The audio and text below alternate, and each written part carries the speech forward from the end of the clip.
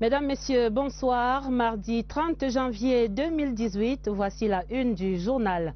Le dispositif sécuritaire Cameroun-Nigeria, stratégique dans l'arrestation et l'arrivée au Cameroun hier lundi de 47 sécessionnistes dont leur leader, Ayoub Tabé.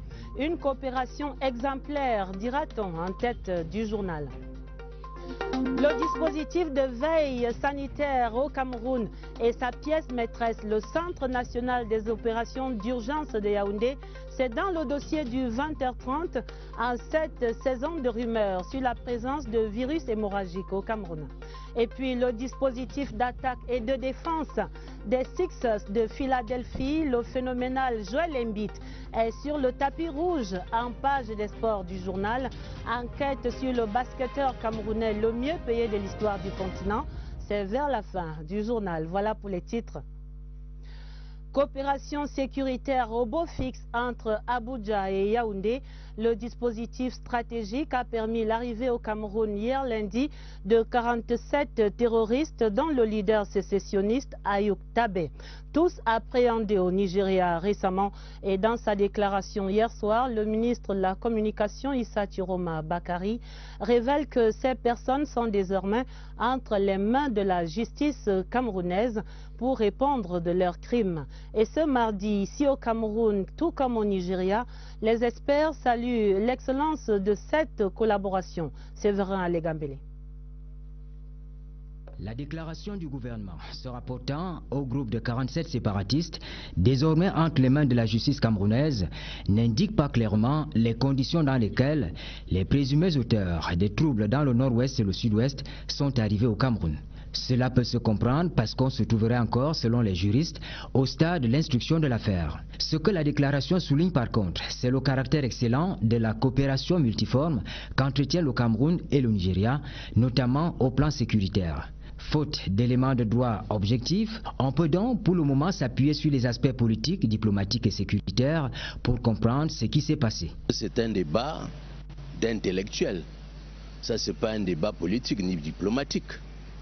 Lorsque vous voyez les gens n'évoquer plus que le droit, c'est qu'ils cherchent à bloquer quelque chose. Quelle que soit la forme, c'est les deux États qui choisissent à partir de quelle base négocier ou alors coopérer.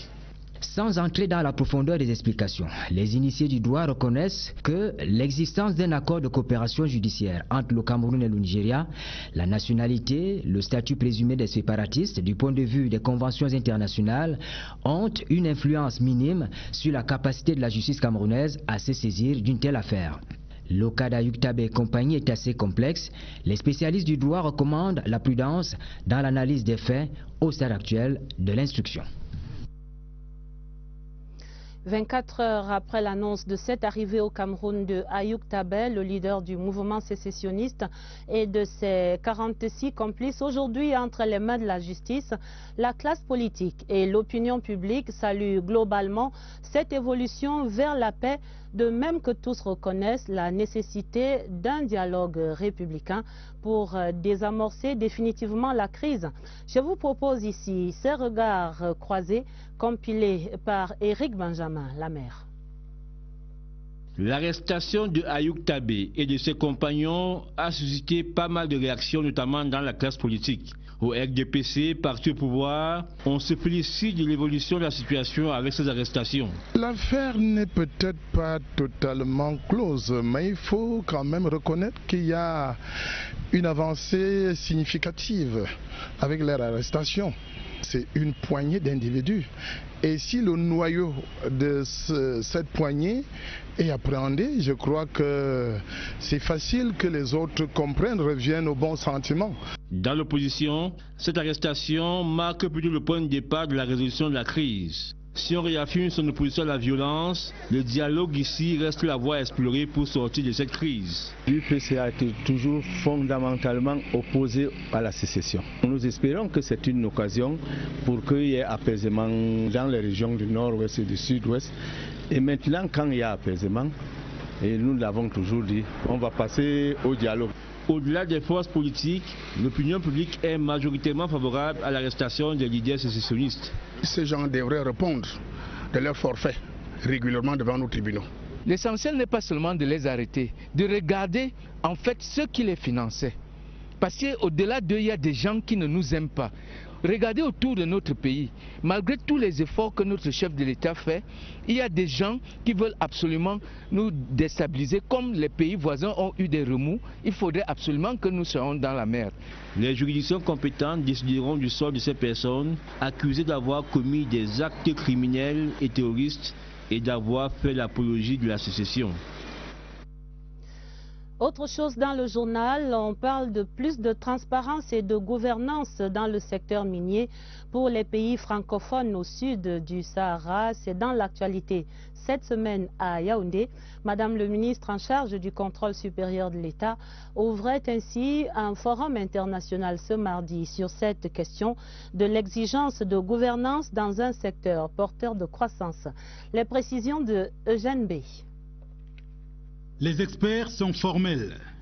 L'exploitation des ressources minières dans les pays francophones au sud du Sahara est marquée par une opacité qui favorise la fraude et la corruption. Il faut agir pour renverser la tendance. On a constaté que le flux financier illicite provient souvent des du secteur minier. Il faut qu'il y ait une surveillance et pour une bonne gouvernance et la transparence dans ces recettes. Pendant 2 jours, ces têtes bien pensantes vont réfléchir sur les voies et moyens pour sortir de l'impasse. Le gouvernement canadien apporte son précieux concours dans cette lutte. On fournit un soutien financier pour faire avancer ce projet. Le gouvernement canadien, par l'entremise de l'équipe avec laquelle ils ont travaillé sur le terrain, par exemple l'équipe de Cowater Sogema, en partenariat avec le CREFIAF, il va s'agir d'assistance technique. La corruption apparaît comme une hydre qui ne laisse personne indifférent. La réduire au silence nécessite l'apport de tous. Au premier plan, au gouvernement des pays producteurs, mais aussi pour la crédibilité des entreprises elles-mêmes, elles doivent faire preuve de plus de responsabilité. Le chemin à parcourir est long et sinueux, mais avec l'appui des pays amis comme le Canada, la victoire peut être certaine. À Douala, les experts du comité baptisé PREF-CEMAC poursuivaient ce mardi les travaux préparatoires à la session ordinaire qui va s'ouvrir vendredi dans la capitale économique. Cette rencontre va accélérer la fusion des 2 marchés financiers actuellement en opération en zone CEMAC en une seule entité. Il y aura donc la Douala Stock Exchange uniquement. Découvrons à présent les autres prérogatives de ce comité qui supervise également, il faut le dire, les programme des États de la zone CEMAC avec les bailleurs de fonds comme le FMI. Voici l'éclairage de Mélanie Betebe. L'aventure difficile depuis 2 ans a amené les chefs d'État des 6 pays de la sous-région CEMAC à adopter un programme de réforme économique et financière piloté par une cellule de suivi baptisée PREF-CEMAC. Le PREF-CEMAC est mis en œuvre à 3 niveaux. D'abord au niveau des gouvernements, ensuite au niveau des institutions communautaires et enfin au niveau des organes financiers de notre sous-région avec la coopération de la communauté internationale. Le PREF-CEMAC organise également de temps en temps des réunions dans les États afin d'évaluer les réformes dédiées. Parce qu'il ne s'agit pas d'un ajustement qui nous est imposé.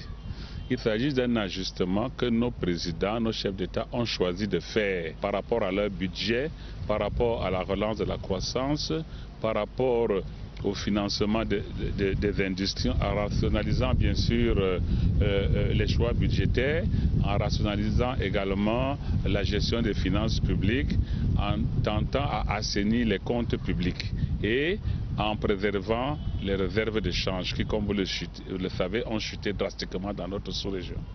L'objectif étant d'éviter la banqueroute à la sous-région. Au jour d'aujourd'hui, en plus des réformes structurelles internes en dehors du Congo et de la Guinée équatoriale, les 4 autres pays de la sous-région ont été admis à la facilité élargie des crédits du Fonds monétaire international. Et jusqu'ici, le taux d'exécution, ça se passe bien. Il n'y a pas de raison, si nous continuons comme ça, à ce que nous puissions revenir à la revue de notre parité. Vendredi prochain, les ministres en charge des questions économiques et financières des 6 pays de la sous-région seront réunis ici à Douala pour l'auto-évaluation. L'objectif étant de s'assurer que les uns et les autres font les efforts nécessaires pour une sortie de crise économique et financière et la relance des plans de développement nécessaires à leur émergence. Sur les rives de l'Atlantique, la deuxième composante de la place portuaire de Kribi est maintenant entrée dans sa phase d'exécution. La première usine de transformation de fèves de cacao, par exemple, sera livrée en cette année au mois de juillet. Les travaux ont débuté sur le chantier. Allons voir cela dans ce reportage de Freddy Melingui à Kribi. L'installation à Kribi de la première usine de transformation des fèves de cacao en pâte exportable déclenche l'objectif du gouvernement d'implémenter une zone industrielle de première importance à proximité du port autonome de Kribi. Le développement de cette zone industrielle va s'accélérer bientôt avec l'ouverture des lignes maritimes reliant Kribi au reste du monde. Le directeur général Patrice Melom précise que les navires à grand tirant d'eau accostent à Kribi les 1er 2 mars. Cette usine a utilisé les installations du port à l'export, qu'elle va même importer des choses aussi. Donc c'est déjà des redevances qui sont payées, que l'opérateur va nous payer pour l'occupation de cet espace. Ce n'est pas seulement le port qui gagne, je vous l'ai dit tantôt, c'est l'ensemble de l'économie du Cameroun qui en gagne. D'autres atouts militent en faveur de la mise en place rapide de cette zone industrielle. Le port autonome de Kribi dispose en effet de 26 000 hectares de réserves foncières tout autour, des espaces déjà aménagés et prêts à abriter des installations des multinationales qui ont déjà déposé plus de 150 demandes des investisseurs. En un mot, la zone industrielle, qui est la deuxième composante de la place portuaire de Kribi, se positionne d'ores et déjà comme un levier dans le développement et la croissance économique du Cameroun. Dans les administrations, le ministère de l'Eau et de l'Énergie dresse sa feuille de route pour 2018. Ce sujet a été débattu ce mardi à la conférence annuelle que présidait le ministre Basile Tanganakuna. Il a prescrit l'amélioration de l'accès à l'eau et à l'énergie électrique pour tous, des défis en termes de réhabilitation et d'extension des réseaux de distribution. Philippe Roger Sama. Le robinet ne coule pas comme les populations le souhaitent dans nos villes. Nos maisons ne sont pas toujours éclairées non plus. L'accès à l'eau et à l'électricité est une grosse préoccupation sociale. Le chef de l'État en a promis l'amélioration dans son message à la nation le 31 décembre dernier. C'est dans cette optique qu'a été convoquée cette conférence des services centraux et déconcentrés du ministère de l'Eau et de l'Énergie. Permettre aux populations camerounaises d'avoir accès à l'eau potable et à l'énergie. Une eau de bonne qualité, une énergie de meilleure qualité et surtout à moindre coût. Fondé sur la gestion, axé sur les résultats, Basile Tanganakuna et ses collaborateurs ont mené une réflexion approfondie sur la problématique du transport d'énergie pour en faire un atout de l'industrialisation, sur la réhabilitation et l'extension du réseau existant et sur la promotion des branchements sociaux. Quant à l'accès à l'eau, il est question d'intensifier l'hydraulique rurale et d'accroître la production à destination des villes, dont Yaoundé est au premier plan. Nous allons accélérer les travaux de construction de l'adduction d'eau qui va alimenter Yaoundé et les villes voisines et qui est adossée sur le fleuve Sadaga. Les travaux sont en cours. Il s'agit à terme au ministère de l'Eau et de l'Énergie d'apporter des solutions efficaces et durables à l'épineux problème d'accès à l'eau et à l'électricité. Au ministère des enseignements secondaires, le bilan à mi-parcours de l'année scolaire est jugé globalement satisfaisant. Jean-Ernest Massenanga-Lebibehe et ses collaborateurs faisaient cette évaluation ce mardi au cours de la conférence annuelle à Yaoundé. Le compte rendu, Catherine Toulou et Langa. Des orientations suivies avec précision pour le bon déroulement de l'année scolaire 2017-2018. Mais en parallèle, des difficultés sous-jacentes. Une tribune a été offerte par le ministre des Enseignements secondaires ce matin à Yaoundé pour évaluer tout cela avec les responsables des services centraux et déconcentrés de son département ministériel. Ces assises constituent non seulement une tribune d'évaluation de la mise en œuvre des activités programmées depuis le lancement de l'année scolaire 2017-2018, mais également une occasion d'échange en vue de la mutualisation des bonnes pratiques nécessaires à l'atteinte des objectifs que nous nous sommes librement fixés. Le bilan à mi-parcours reste mitigé au regard des irrégularités enregistrées. Le problème réel de ces enseignants avec l'approche par les compétences, nous rentrons là dans l'évaluation à travers cette approche dès cette année en classe de 3e. Et donc il y a quelques difficultés, ce qui fait que nous continuons le travail de formation et d'information des enseignants. Nous n'avons pas peur, ces résultats ne nous inquiètent pas du tout. Nous sommes sur une bonne voie.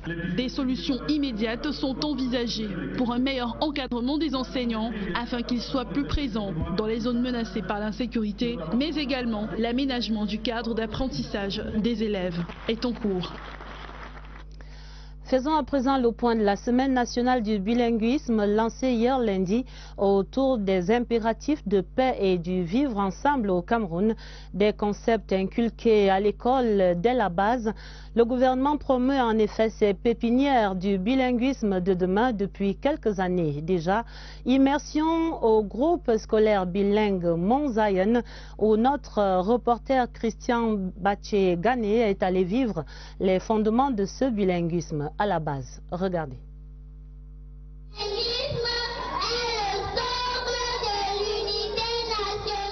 Les apôtres du bilinguisme, à peine sortis du berceau, prêchent ce jour l'évangile du vivre ensemble au groupe scolaire bilingue Mount Zion, à travers poèmes, sketchs et discours. Dès la classe de la CIL, les élèves interagissent indifféremment en français et en anglais, avec des résultats qui forcent l'admiration pour en sortir un bon cru. Nous amenons les élèves à présenter les activités en français et en anglais. Nous marquons ainsi notre appartenance aux deux cultures que sont la culture anglophone et la culture francophone. En jetant ainsi les fondations du bilinguisme à la base, le Cameroun assume volontiers son statut de pays bilingue, léguant à la postérité un pan de son histoire avec sa résonance testamentaire. On ne peut même plus dire les anglophones ou les francophones. Transmettre les deux langues officielles, la grammaire en vocabulaire. Sans être un déni de la réalité, des pesanteurs ici et ailleurs illustrent encore quelques barrières parfois étanches, souvent hallucinantes mais toujours réelles d'un bilinguisme en cours de construction. Dis aux parents, l'enseignant seul ne suffit pas. À la base, l'émergence du Cameroun se fera aussi avec le bilinguisme, par le bilinguisme, et jamais sans lui. Semaine nationale à suivre donc demain dans nos prochaines éditions. La santé publique au Cameroun avance. Le pays construit progressivement son dispositif de veille sanitaire à travers notamment l'établissement du Centre national des opérations d'urgence de Yaoundé. Le dossier du 20h30 explore ce soir ce concept de gestion des urgences de santé publique institué par l'OMS, l'Organisation mondiale de la santé. Voyons comment fonctionne notre Centre national des urgences des opérations d'urgence de Yaoundé. C'est l'enquête de Lucie Colette Avoulou. Pour s'aligner aux directives internationales de système de gestion des incidents, le ministère de la Santé publique dispose depuis 1 an et demi d'un centre national des opérations d'urgence. Ce centre répond au numéro gratuit 1510, 24 heures sur 24. Des opérations d'urgence. Allô, bonjour. Oui, bonjour madame. Bonjour madame, à qui ai-je l'honneur s'il vous plaît? Il faut dire que nous sommes en mode veille permanent où nous surveillons toutes les situations, toutes les urgences qui pourraient survenir. Lorsque nous avons une situation, nous avons également des équipes d'intervention rapide qui sont disponibles et qui peuvent aller investiguer pour savoir de quoi il s'agit. Si on a une alerte précise, on met en place ce qu'on appelle le système de gestion des incidents. En 2017, grâce à ce centre, l'épidémie de méningite déclarée à la prison centrale de Yaoundé a été maîtrisée. Lorsque nous avons une situation comme ça, il faut pouvoir définir qui va gérer l'incident. Donc nous avons impliqué le ministère de la Justice et nous travaillons en étroite collaboration avec le ministère Justice et le ministère Santé. Nous avions la section de l'information publique, un chargé de liaison, un agent de sécurité et santé au travail qui s'assurait que tous les personnels sur le terrain travaillent dans des mesures sécurisées. Le Centre national des opérations d'urgence regroupe des professionnels de diverses disciplines et administrations pour une coordination opérationnelle. Ce centre, qui devrait se doter des équipements de haute technologie, sera transféré dans ce bâtiment en construction. C'est donc le bras armé du gouvernement dans ce domaine de la santé publique. Le Centre national des opérations d'urgence de Yaoundé est le levier à actionner dans le cadre d'une épidémie à virus Ebola, Marburg ou Lassa par exemple. Des calamités évoquées récemment au Cameroun comme hypothèse après le décès de 3 membres d'une même famille en mi-janvier. Quels symptômes peuvent inquiéter dans ce cas-là? Comment faire la différence entre ces maladies toutes à fièvre hémorragique? Voici les explications de Agnès Solange à Bessolo.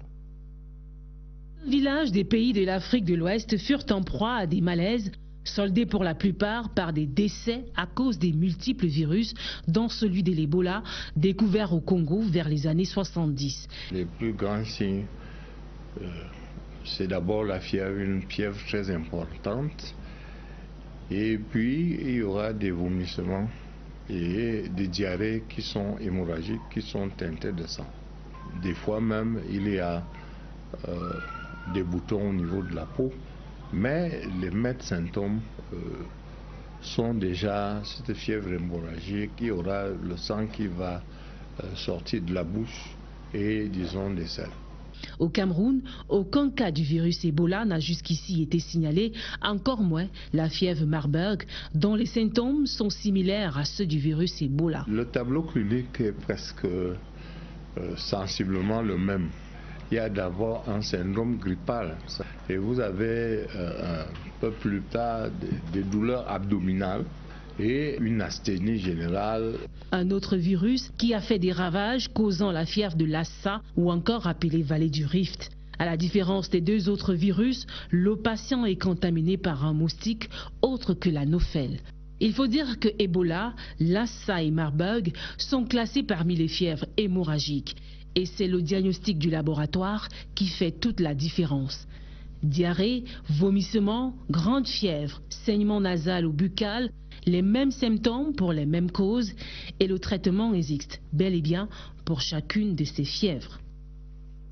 La page des vœux, il y avait cérémonie dans ce sens. Des fonctionnaires de police ce mardi présentaient leurs vœux au patron de ce corps, le délégué général à la Sûreté nationale, Martin Barganguélé, qui exhorte ses collaborateurs à se mobiliser pour l'avènement d'une police moderne. Augustin Bichoka. Discipline et convivialité ont marqué cette cérémonie de présentation des vœux du personnel de la police au délégué général à la Sûreté nationale, Martin Barganguélé. Occasion pour le secrétaire général, le commissaire divisionnaire Dominique Baya, de revisiter les actions qui ont meublé l'œuvre de la police pendant les 12 derniers mois. Quelques attentes de ce corps énumérées vont trouver réponse dans le discours du délégué général à la Sûreté nationale qui esquisse quelques projets contenus dans la feuille de route 2018. Le renforcement des effectifs des unités de police, de même 5750 recrues seront bientôt appelés en formation. Par ailleurs, 2100 fonctionnaires de police inscrits sur les listes d'aptitude pour la promotion dans les cadres supérieurs seront admis en stage à la police de proximité. Sera renforcée avec la construction des pôles de police dans les grandes agglomérations du pays. Conscient désormais des défis à relever individuellement ou collectivement, chacun va serrer la main du patron des fonctionnaires de police après avoir prononcé la phrase rituelle. Dans un corps voisin, il y avait cérémonie de prise d'armes spéciale ce mardi à la gendarmerie nationale, un moment de communion entre le secrétaire d'État à la Défense et la grande famille de la gendarmerie. Jean-Baptiste Bocam, recevant les vœux de Nouvel An, a salué l'implication de ses troupes dans la gestion des menaces multiformes et les a appelés à monter en puissance pour faire barrage aux nouveaux défis sécuritaires. Pierre Evembe. À la gendarmerie nationale, la tradition a été respectée. Comme tous les derniers mardis de janvier de la nouvelle année, officiers généraux, officiers, sous-officiers et militaires du rang ont fait une halte avec la hiérarchie pour faire le point. 2017 aura été une année pleine et les pandors ont répondu présents à tous les coups et sur tous les fronts. Pendant que nous nous occupions de la lutte contre Boko Haram dans la région de l'extrême nord. Nous avons dû faire face aux sécessionnistes dans les régions du nord-ouest et du sud-ouest. À ce jour, nous pensons que nous tenons le bon bout. Nous maîtrisons la situation, mais nous allons poursuivre nos efforts pour faire face à la situation. L'année 2018 sera marquée par beaucoup d'événements qui nous interpellent. Jean-Baptiste Bokam, le patron de la gendarmerie, a mis le cap 2018 sous le signe de la discipline et la formation pour mieux attaquer les 4 grands défis, à savoir asseoir l'implication de la gendarmerie dans la lutte contre le terrorisme, la gestion sécuritaire des échéances électorales et sportives à venir, la gestion des flux migratoires avec la libre circulation en zone CEMAC et le renforcement de la lutte contre l'insécurité routière. Moment de communion intense donc qui a permis de saluer les lauriers du gendarme Stella Ongandoa, 15e au rang mondial de karaté des plus de 68 kg. C'est aussi ça, être Pandore. Des vœux de nouvel an également pour le ministre des Forêts et de la Faune, Ngolé Philippe Ngwese, et pour le secrétaire d'État Koulsoumi Aladji Boukar. Ils recevaient les vœux de leurs collaborateurs, moment également des recommandations. L'amélioration des performances en matière de gestion des ressources forestières et fauniques sera le levier de la croissance en 2018 là-bas. Florence Ngwangele.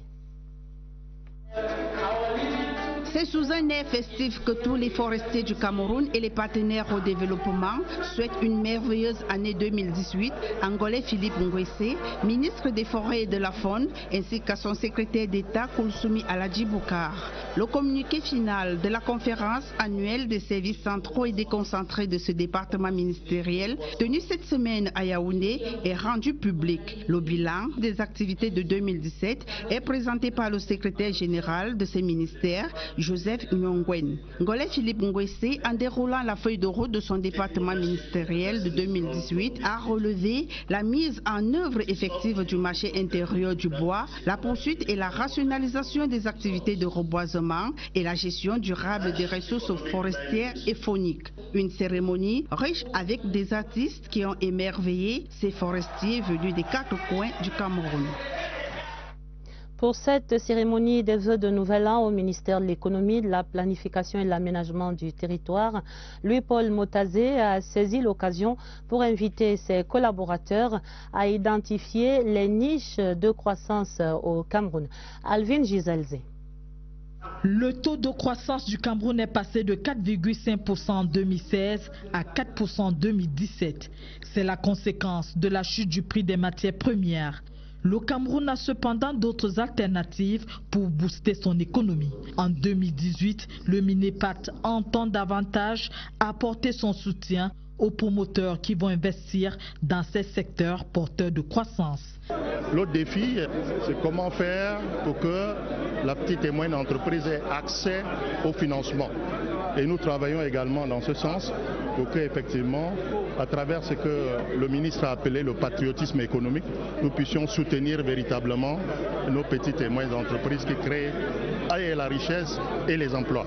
Louis-Paul Motazé a édifié ses collaborateurs sur les enjeux de cette année 2018 et les changements attendus, notamment dans le processus de passation des marchés publics. Cette cérémonie de présentation des vœux au ministre de l'Économie, de la Planification et de l'Aménagement du Territoire et au ministre délégué a été marquée par la remise des médailles au personnel méritant. Cérémonie animée par la fanfare de la Gendarmerie nationale. En politique, la vision de l'UPC, l'Union des populations du Cameroun, était expliquée à la base du parti AEZECA. Une équipe de coordination départementale d'Union Ekele a été installée par les membres du comité directeur qui étaient donc en visite de travail dans cette localité. Le compte rendu, Augustin Bichoka. C'est par ces moments de recueillement sur la tombe du premier secrétaire général de l'UPC, Ruben Oumniobe, assassiné en 1958, que les membres du comité directeur issus du congrès d'octobre 2017 entament leur visite dans la ville historique d'Ezeka. Ici, chant de ralliement, élévation d'une prière, enfin la gerbe de fleurs sanctionne cette étape. La délégation rejoint la mythique place de l'Indépendance où sont regroupés militants et sympathisants qui donnent de la voix. Responsable de base et le magistrat de la ville haute exprime la joie pour cette rencontre et formule des attentes. La nouvelle vision du parti est déclinée par la présidente du bureau directeur, prescrit une mobilisation des filles et fils de l'UPC. Un appel vibrant à la population des ECA. 2018 c'est l'année électorale. Tous sur la liste électorale, de rester dans l'amour, dans l'apaisement, d'avoir une pensée pieuse pour nos martyrs. Dans son adresse, le secrétaire général Dr Pierre Baleguencourt exhorte les UPCistes à taire haine, calomnie et toute autre forme de division. L'équipe de coordination départementale installée doit travailler sans relâche pour amener tous les militants égarés dans les rangs. La première chose, la pacification, et maintenant l'application stricte des tests du parti, et ensuite l'application du jeu démocratique.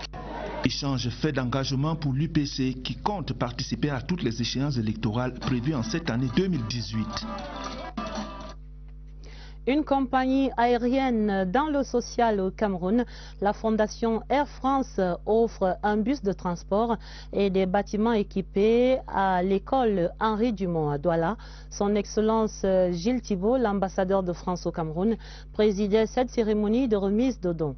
Rufin Tchakam est à Douala. Bienvenue dans nos écoles. C'est le fruit de la coopération entre la France et le Cameroun, mais surtout la preuve que la compagnie aérienne Air France aime l'Afrique et est sensible aux défis du développement, qui est ici célébré au cours de cette cérémonie d'inauguration de fin des travaux de l'école Henri Dumont. Je suis vraiment ému, très content que la fondation Air France ait soutenu notre quartier en bâtissant cet immeuble qui servira à l'éducation de nos enfants. Ici à Ndokpassi, dans le 3e arrondissement de la ville de Douala, voici 19 ans qu'Air France, à travers sa fondation, effectue des escales dans cette école.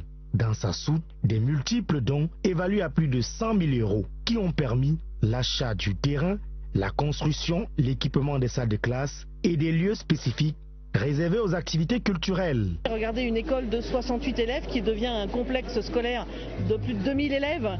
Ça c'est une belle réussite pour François, pour tous les professeurs, pour l'ensemble des personnes qui se sont engagées.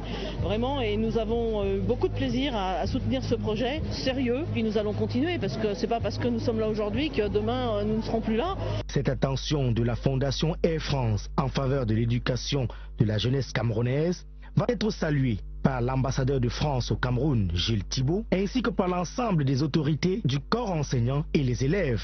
2018, qui marque les 70 ans de la desserte de cette compagnie aérienne au Cameroun, marque aussi sa fidélité à toujours investir dans le développement durable. La page des sports déroule le tapis rouge à Joel Embiid, le basketteur africain le mieux payé de l'histoire. C'est un Camerounais. Il joue avec les Sixers de Philadelphie aux États-Unis. Il vient d'être nommé dans la catégorie All-Star et sélectionné dans le 5 majeur.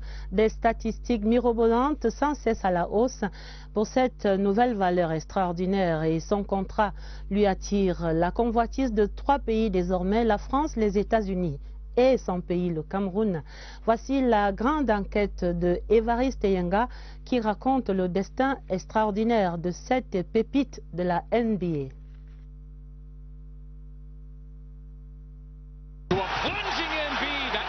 C'est un jeu entre 3 pays.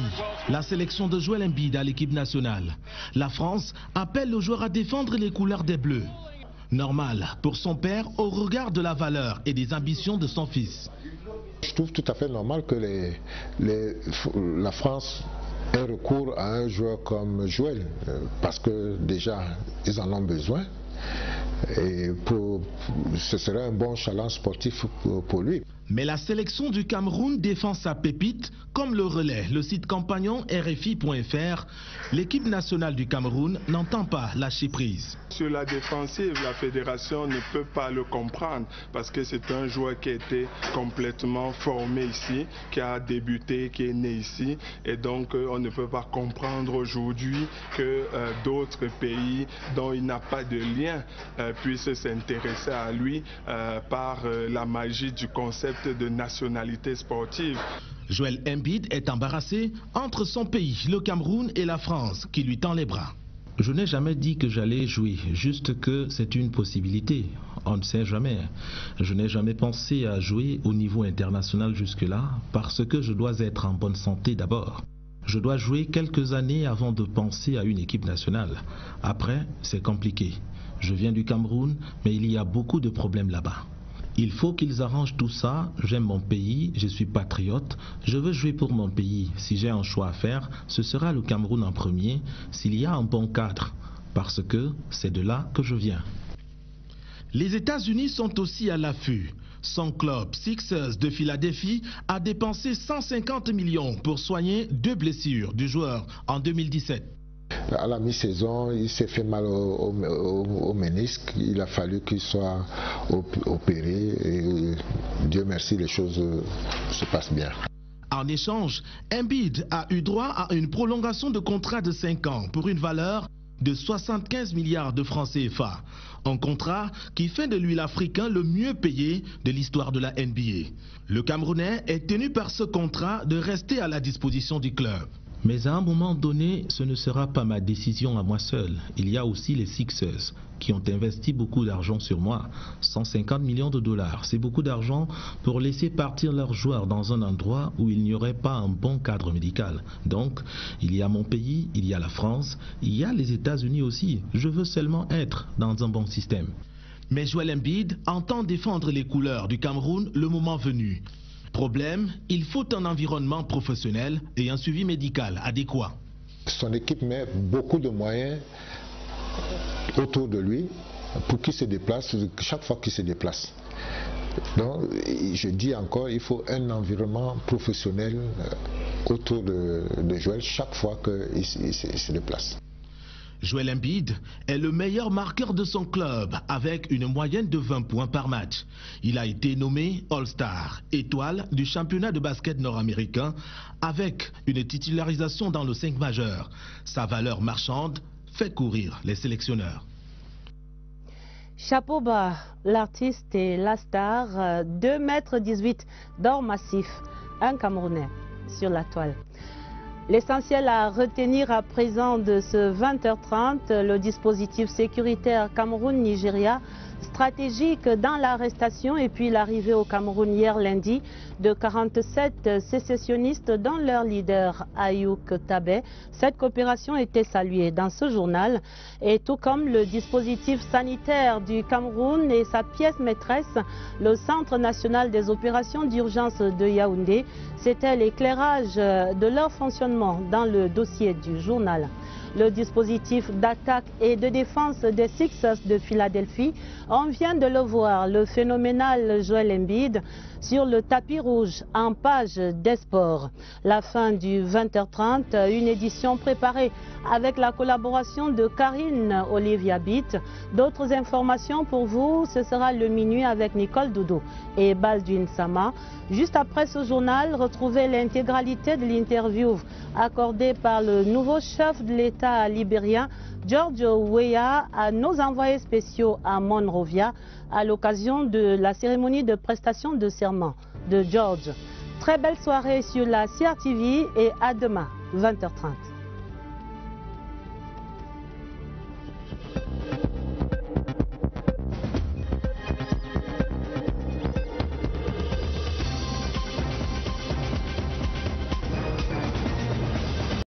Marque plutôt le point de départ de la résolution de la crise. Si on réaffirme son opposition à la violence, le dialogue ici reste la voie à explorer pour sortir de cette crise. L'UPC a été toujours fondamentalement opposé à la sécession. Nous espérons que c'est une occasion pour qu'il y ait apaisement dans les régions du nord-ouest et du sud-ouest.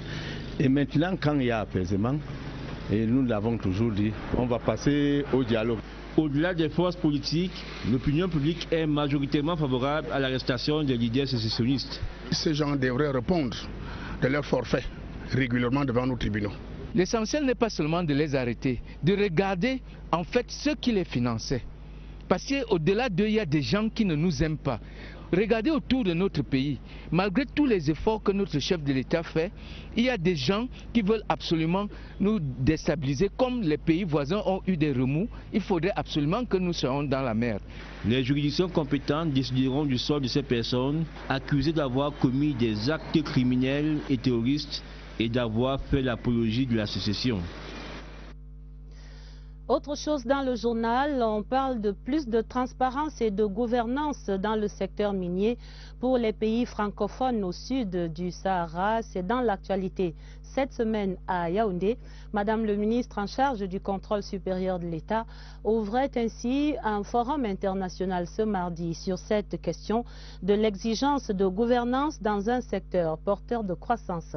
Les précisions de Eugène B. Les experts sont formels. L'exploitation des ressources minières dans les pays francophones au sud du Sahara est marquée par une opacité qui favorise la fraude et la corruption. Il faut agir pour renverser la tendance. On a constaté que le flux financier illicite provient souvent du secteur minier. Il faut qu'il y ait une surveillance et pour une bonne gouvernance et la transparence dans ces recettes. Pendant 2 jours, ces têtes bien pensantes vont réfléchir sur les voies et moyens pour sortir de l'impasse. Le gouvernement canadien apporte son précieux concours dans cette lutte. On fournit un soutien financier pour faire avancer ce projet. Le gouvernement canadien, par l'entremise de l'équipe avec laquelle ils ont travaillé sur le terrain, par exemple l'équipe de Cowater Sogema, en partenariat avec le CREFIAF, il va s'agir d'assistance technique. La corruption apparaît comme une hydre qui ne laisse personne indifférent. La réduire au silence nécessite l'apport de tous. Au premier plan, au gouvernement des pays producteurs, mais aussi pour la crédibilité des entreprises elles-mêmes, elles doivent faire preuve de plus de responsabilité. Le chemin à parcourir est long et sinueux, mais avec l'appui des pays amis comme le Canada, la victoire peut être certaine.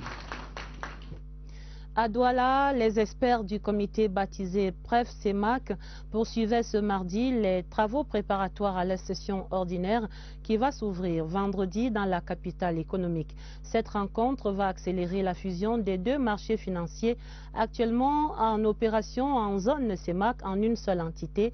Il y aura donc la Douala Stock Exchange uniquement.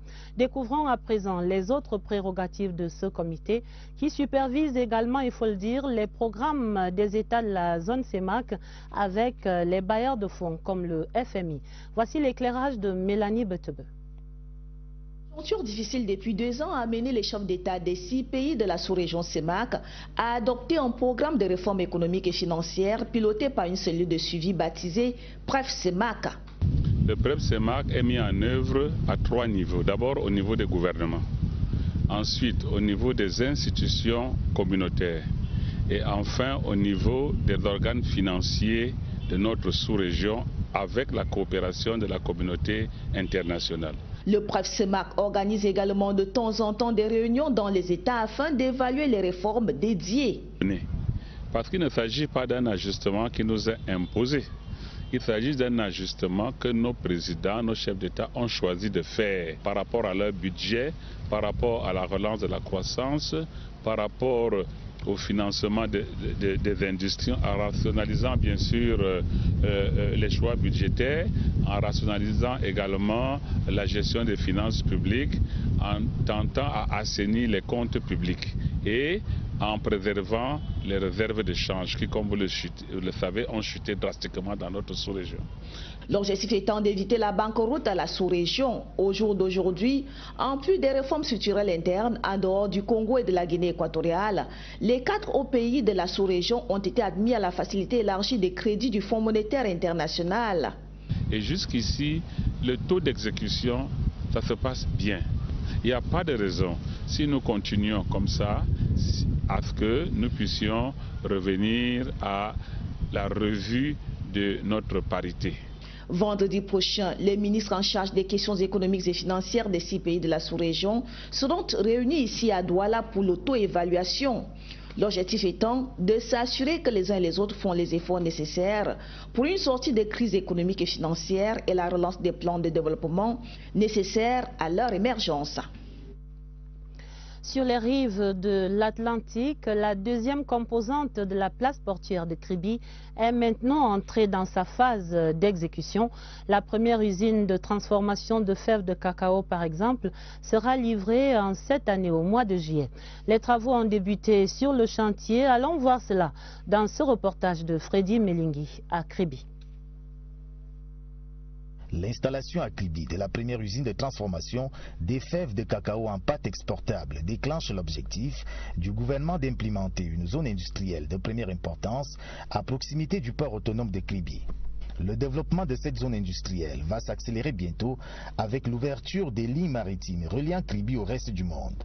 Le directeur général Patrice Melom précise que les navires à grand tirant d'eau accostent à Kribi les 1er 2 mars. Cette usine a utilisé les installations du port à l'export, qu'elle va même importer des choses aussi. Donc c'est déjà des redevances qui sont payées, que l'opérateur va nous payer pour l'occupation de cet espace. Ce n'est pas seulement le port qui gagne, je vous l'ai dit tantôt, c'est l'ensemble de l'économie du Cameroun qui en gagne. D'autres atouts militent en faveur de la mise en place rapide de cette zone industrielle. Le port autonome de Kribi dispose en effet de 26 000 hectares de réserves foncières tout autour, des espaces déjà aménagés et prêts à abriter des installations des multinationales qui ont déjà déposé plus de 150 demandes des investisseurs. En un mot, la zone industrielle, qui est la deuxième composante de la place portuaire de Kribi, se positionne d'ores et déjà comme un levier dans le développement et la croissance économique du Cameroun. Dans les administrations, le ministère de l'Eau et de l'Énergie dresse sa feuille de route pour 2018. Ce sujet a été débattu ce mardi à la conférence annuelle que présidait le ministre Basile Tanganakuna. Il a prescrit l'amélioration de l'accès à l'eau et à l'énergie électrique pour tous, des défis en termes de réhabilitation et d'extension des réseaux de distribution. Philippe Roger Sama. Le robinet ne coule pas comme les populations le souhaitent dans nos villes. Nos maisons ne sont pas toujours éclairées non plus. L'accès à l'eau et à l'électricité est une grosse préoccupation sociale. Le chef de l'État en a promis l'amélioration dans son message à la nation le 31 décembre dernier. C'est dans cette optique qu'a été convoquée cette conférence des services centraux et déconcentrés du ministère de l'Eau et de l'Énergie. Permettre aux populations camerounaises d'avoir accès à l'eau potable et à l'énergie. Une eau de bonne qualité, une énergie de meilleure qualité et surtout à moindre coût. Fondé sur la gestion, axé sur les résultats, Basile Tanganakuna et ses collaborateurs ont mené une réflexion approfondie sur la problématique du transport d'énergie pour en faire un atout de l'industrialisation, sur la réhabilitation et l'extension du réseau existant et sur la promotion des branchements sociaux. Quant à l'accès à l'eau, il est question d'intensifier l'hydraulique rurale et d'accroître la production à destination des villes, dont Yaoundé est au premier plan. Nous allons accélérer les travaux de construction de l'adduction d'eau qui va alimenter Yaoundé et les villes voisines et qui est adossée sur le fleuve Sadaga. Les travaux sont en cours. Il s'agit à terme au ministère de l'Eau et de l'Énergie d'apporter des solutions efficaces et durables à l'épineux problème d'accès à l'eau et à l'électricité. Au ministère des Enseignements secondaires, le bilan à mi-parcours de l'année scolaire est jugé globalement satisfaisant. Jean-Ernest Massenanga Lebibéhe et ses collaborateurs faisaient cette évaluation ce mardi au cours de la conférence annuelle à Yaoundé. Le compte rendu, Catherine Toulou Elanga. Des orientations suivies avec précision pour le bon déroulement de l'année scolaire 2017-2018. Mais en parallèle, des difficultés sous-jacentes. Une tribune a été offerte par le ministre des Enseignements secondaires ce matin à Yaoundé pour évaluer tout cela avec les responsables des services centraux et déconcentrés de son département ministériel. Ces assises constituent non seulement une tribune d'évaluation de la mise en œuvre des activités programmées depuis le lancement de l'année scolaire 2017-2018, mais également une occasion d'échange en vue de la mutualisation des bonnes pratiques nécessaires à l'atteinte des objectifs que nous nous sommes librement fixés. Le bilan à mi-parcours reste mitigé au regard des irrégularités enregistrées. Le problème réel de ces enseignants avec l'approche par les compétences, nous rentrons là dans l'évaluation à travers cette approche dès cette année en classe de 3e. Et donc il y a quelques difficultés, ce qui fait que nous continuons le travail de formation et d'information des enseignants. Nous n'avons pas peur, ces résultats ne nous inquiètent pas du tout, nous sommes sur une bonne voie. Des solutions immédiates sont envisagées pour un meilleur encadrement des enseignants afin qu'ils soient plus présents dans les zones menacées par l'insécurité, mais également l'aménagement du cadre d'apprentissage des élèves est en cours. Faisons à présent le point de la Semaine nationale du bilinguisme lancée hier lundi autour des impératifs de paix et du vivre ensemble au Cameroun, des concepts inculqués à l'école dès la base. Le gouvernement promeut en effet ces pépinières du bilinguisme de demain depuis quelques années déjà. Immersion au groupe scolaire bilingue Mont Zion où notre reporter Christian Baché-Gane est allé vivre les fondements de ce bilinguisme à la base. Regardez.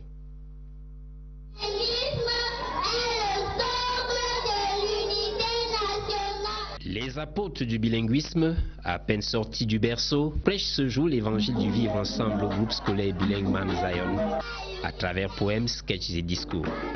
Dès la classe de la CIL, les élèves interagissent indifféremment en français et en anglais, avec des résultats qui forcent l'admiration pour en sortir un bon cru. Nous amenons les élèves à présenter les activités en français et en anglais. Nous marquons ainsi notre appartenance aux deux cultures que sont la culture anglophone et la culture francophone. En jetant ainsi les fondations du bilinguisme à la base, le Cameroun assume volontiers son statut de pays bilingue, léguant à la postérité un pan de son histoire avec sa résonance testamentaire. On ne peut même plus dire les anglophones ou les francophones.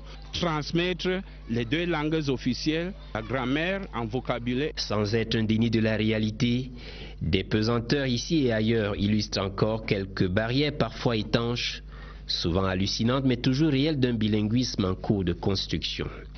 Dis aux parents, l'enseignant seul ne suffit pas. À la base, l'émergence du Cameroun se fera aussi avec le bilinguisme, par le bilinguisme, et jamais sans lui. Semaine nationale à suivre donc demain dans nos prochaines éditions. La santé publique au Cameroun avance. Le pays construit progressivement son dispositif de veille sanitaire à travers notamment l'établissement du Centre national des opérations d'urgence de Yaoundé. Le dossier du 20h30 explore ce soir ce concept de gestion des urgences de santé publique institué par l'OMS, l'Organisation mondiale de la santé. Voyons comment fonctionne notre Centre national des urgences des opérations d'urgence de Yaoundé. C'est l'enquête de Lucie Colette Avoulou. Pour s'aligner aux directives internationales de système.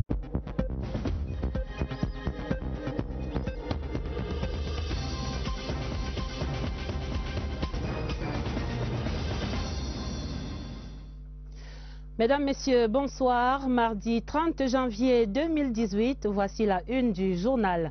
Le dispositif sécuritaire Cameroun-Nigeria, stratégique dans l'arrestation et l'arrivée au Cameroun hier lundi de 47 sécessionnistes dont leur leader, Ayoub Tabé. Une coopération exemplaire, dira-t-on, en tête du journal. Le dispositif de veille sanitaire au Cameroun et sa pièce maîtresse, le Centre national des opérations d'urgence de Yaoundé, c'est dans le dossier du 20h30 en cette saison de rumeurs sur la présence de virus hémorragiques au Cameroun. Et puis le dispositif d'attaque et de défense des Sixers de Philadelphie, le phénoménal Joel Embiid est sur le tapis rouge en page des sports du journal. Enquête sur le basketteur camerounais le mieux payé de l'histoire du continent. C'est vers la fin du journal. Voilà pour les titres.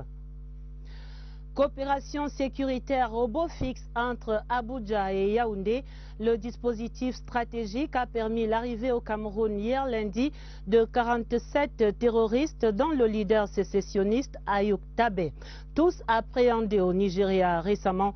Et dans sa déclaration hier soir, le ministre de la Communication Issa Chiroma Bakari révèle que ces personnes sont désormais entre les mains de la justice camerounaise pour répondre de leurs crimes. Et ce mardi, ici au Cameroun, tout comme au Nigeria, les experts saluent l'excellence de cette collaboration. Séverin Alégambélé. La déclaration du gouvernement se rapportant au groupe de 47 séparatistes, désormais entre les mains de la justice camerounaise, n'indique pas clairement les conditions dans lesquelles les présumés auteurs des troubles dans le nord-ouest et le sud-ouest sont arrivés au Cameroun. Cela peut se comprendre parce qu'on se trouverait encore, selon les juristes, au stade de l'instruction de l'affaire. Ce que la déclaration souligne par contre, c'est le caractère excellent de la coopération multiforme qu'entretiennent le Cameroun et le Nigeria, notamment au plan sécuritaire. Faute d'éléments de droit objectifs, on peut donc pour le moment s'appuyer sur les aspects politiques, diplomatiques et sécuritaires pour comprendre ce qui s'est passé. C'est un débat d'intellectuels.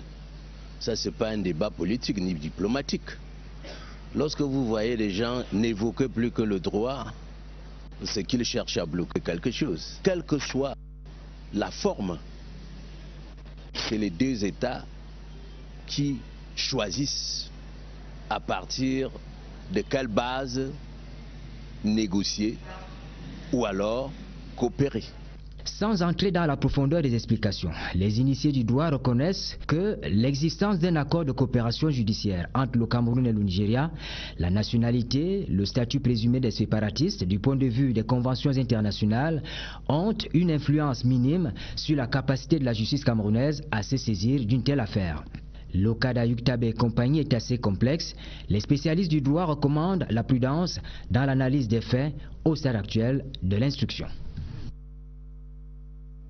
24 heures après l'annonce de cette arrivée au Cameroun de Ayuk Tabé, le leader du mouvement sécessionniste, et de ses 46 complices, aujourd'hui entre les mains de la justice, la classe politique et l'opinion publique saluent globalement cette évolution vers la paix, de même que tous reconnaissent la nécessité d'un dialogue républicain pour désamorcer définitivement la crise. Je vous propose ici ces regards croisés compilés par Éric Benjamin Lamère. L'arrestation de Ayuk Tabé et de ses compagnons a suscité pas mal de réactions, notamment dans la classe politique. Au RDPC, parti au pouvoir, on se félicite de l'évolution de la situation avec ces arrestations. L'affaire n'est peut-être pas totalement close, mais il faut quand même reconnaître qu'il y a une avancée significative avec leur arrestation. C'est une poignée d'individus. Et si le noyau de cette poignée est appréhendé, je crois que c'est facile que les autres comprennent, reviennent au bon sentiment. Dans l'opposition, cette arrestation... Système de gestion des incidents, le ministère de la Santé publique dispose depuis 1 an et demi d'un centre national des opérations d'urgence. Ce centre répond au numéro gratuit 1510, 24 heures sur 24. Des opérations d'urgence. Allô, bonjour. Oui, bonjour madame. Bonjour madame, à qui ai-je l'honneur s'il vous plaît? Il faut dire que nous sommes en mode veille permanent où nous surveillons toutes les situations, toutes les urgences qui pourraient survenir. Lorsque nous avons une situation, nous avons également des équipes d'intervention rapide qui sont disponibles et qui peuvent aller investiguer pour savoir de quoi il s'agit. Si on a une alerte précise, on met en place ce qu'on appelle le système de gestion des incidents. En 2017, grâce à ce centre, l'épidémie de méningite déclarée à la prison centrale de Yaoundé a été maîtrisée. Lorsque nous avons une situation comme ça, il faut pouvoir définir qui va gérer l'incident. Donc nous avons impliqué le ministère de la Justice et nous travaillons en étroite collaboration avec le ministère Justice et le ministère Santé. Nous avions la section de l'information publique, un chargé de liaison, un agent de sécurité et santé au travail qui s'assurait que tous les personnels sur le terrain travaillent dans des mesures sécurisées. Le Centre national des opérations d'urgence regroupe des professionnels de diverses disciplines et administrations pour une coordination opérationnelle. Ce centre, qui devrait se doter des équipements de haute technologie, sera transféré dans ce bâtiment en construction. C'est donc le bras armé du gouvernement dans ce domaine de la santé publique. Le Centre national des opérations d'urgence de Yaoundé est le levier à actionner dans le cadre d'une épidémie à virus Ebola, Marburg ou Lassa par exemple. Des calamités évoquées récemment au Cameroun comme hypothèse après le décès de 3 membres d'une même famille en mi-janvier. Quels symptômes peuvent inquiéter dans ce cas-là? Comment faire la différence entre ces maladies toutes à fièvre hémorragique? Voici les explications de Agnès Solange à Bessolo. Les villages des pays de l'Afrique de l'Ouest furent en proie à des malaises, soldés pour la plupart par des décès à cause des multiples virus, dont celui de l'Ebola, découvert au Congo vers les années 70. Les plus grands signes, c'est d'abord la fièvre, une fièvre très importante. Et puis, il y aura des vomissements et des diarrhées qui sont hémorragiques, qui sont teintées de sang. Des fois même, il y a des boutons au niveau de la peau. Mais les maîtres symptômes sont déjà cette fièvre hémorragique. Il y aura le sang qui va sortir de la bouche et, disons, des selles. Au Cameroun, aucun cas du virus Ebola n'a jusqu'ici été signalé, encore moins la fièvre Marburg, dont les symptômes sont similaires à ceux du virus Ebola. Le tableau clinique est presque sensiblement le même. Il y a d'abord un syndrome grippal et vous avez un peu plus tard des douleurs abdominales et une asthénie générale. Un autre virus qui a fait des ravages causant la fièvre de Lassa ou encore appelée vallée du Rift. À la différence des 2 autres virus, le patient est contaminé par un moustique autre que l'anophèle. Il faut dire que Ebola, Lassa et Marburg sont classés parmi les fièvres hémorragiques. Et c'est le diagnostic du laboratoire qui fait toute la différence. Diarrhée, vomissement, grande fièvre, saignement nasal ou buccal, les mêmes symptômes pour les mêmes causes et le traitement existe bel et bien pour chacune de ces fièvres. La page des vœux, il y avait cérémonie dans ce sens. Des fonctionnaires de police ce mardi présentaient leurs vœux au patron de ce corps, le délégué général à la Sûreté nationale, Martin Barganguélé, qui exhorte ses collaborateurs à se mobiliser pour l'avènement d'une police moderne. Augustin Bichoka. Discipline et convivialité ont marqué cette cérémonie de présentation des vœux du personnel de la police au délégué général à la Sûreté nationale, Martin Barganguélé. Occasion pour le secrétaire général, le commissaire divisionnaire Dominique Baya, de revisiter les actions qui ont meublé l'œuvre de la police pendant les 12 derniers mois. Quelques attentes de ce corps énumérées vont trouver réponse dans le discours du délégué général à la Sûreté nationale qui esquisse quelques projets